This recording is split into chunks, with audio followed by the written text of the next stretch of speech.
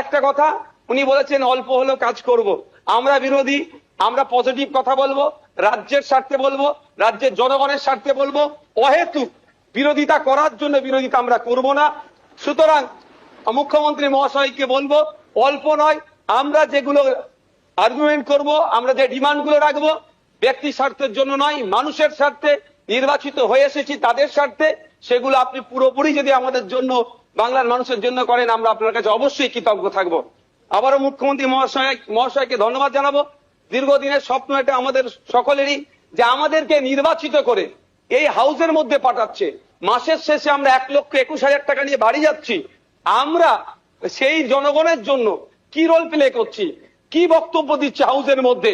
না, হাউসের মধ্যে এসে শুধু সময় কাটিয়ে চলে যাচ্ছি। যে আপনি লাইভ স্ট্রিমিং এর যে কথা বলেছেন, এটাও আমি আপনাকে কৃতজ্ঞতা জানাচ্ছি, স্বাগত জানাচ্ছি। এটা হওয়াটা খুবই দরকার ছিল।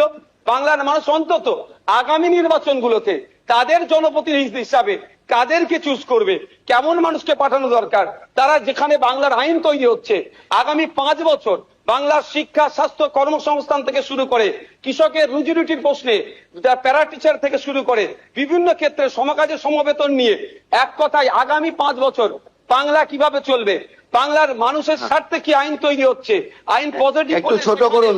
বিরোধী স্যার শেষ করবো। বিরোধী হলেও স্যার একটা দিন সুযোগ